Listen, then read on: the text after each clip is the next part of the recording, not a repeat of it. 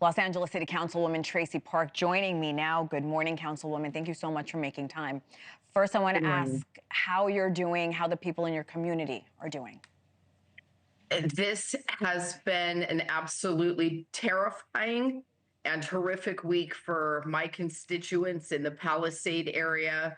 And of course, overnight, with these fires continuing to spread and grow, my friends and neighbors in the Brentwood area are now facing fires in the Mandeville Canyon and Sullivan Canyon roads. We have expanded our mandatory evacuation orders all the way from Mulholland south, from the 405 west to the ocean. There are also now evacuation warnings east of the 405 freeway, all the way over towards Stone Canyon. So this is a growing dynamic situation.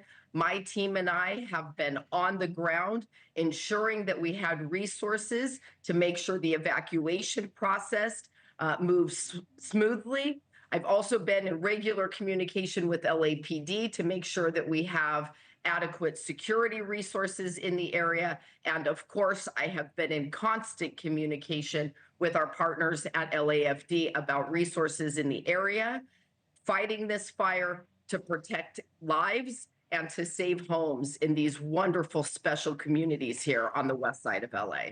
Councilwoman, we have been talking a lot about your district, Pacific Palisades. We're taking a live look. We're showing it to our viewers. I've said this repeatedly. The scene looks apocalyptic. You're actually seeing it in real time.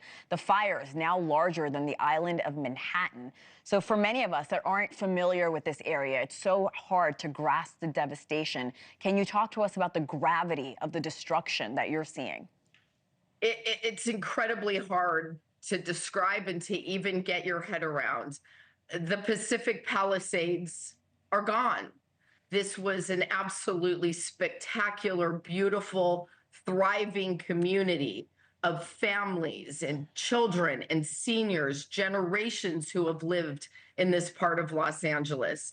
And now thousands of those folks who are not just my constituents, they are my friends and my neighbors, have lost their homes. They've lost all of their belongings, their businesses, and we are bracing with all of the things still to come as our partners in the fire service continue their heroic efforts to battle this blaze. But we have a long, long road to recovery ahead as we not only try to make the Palisades area safe so that folks can start getting back to their homes, but also bringing the resources that we need to set up our community recovery centers to get folks connected with FEMA, the California Department of Insurance, and other resources that they're going to need to apply for benefits and begin filing the claims. But this is going to be a years-long process just of clearing the debris and the rubble and rebuilding the basic infrastructure that this community is going to need. This is beyond devastating. I want to ask you about LA Mayor Karen Bass. She's defended budget cuts that have impacted the fire department. Your thoughts on these budget cuts and the fire department? Do they have the resources they need right now to fight these fires that we're watching play out in front of us in Los Angeles? It's no secret, and I have been very, very vocal about this for the last 2 years that I have been in office. Our department has suffered from chronic underinvestment and under-resourcing for years. Here in the city of Los Angeles, we have about the same number of firefighters and fire stations that we did 60 years ago. And yet our calls for service and our demands on their capacity have doubled and tripled.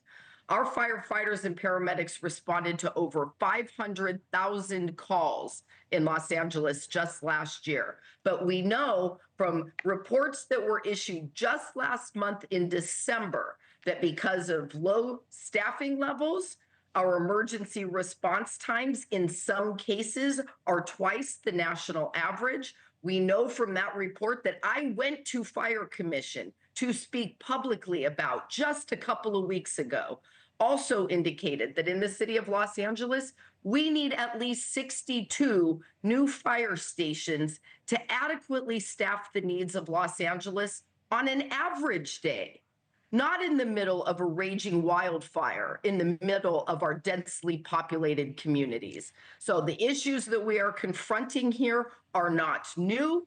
And I think everybody needs to pay attention to this wake-up call and ensure that moving forward in Los Angeles, investment in our public infrastructure and public safety must be our top priority. Do you have a... Thanks for watching. Go to joinnn.com to find NewsNation on your television provider. And don't forget to click the red subscribe button below to get more of NewsNation's fact-driven, unbiased coverage.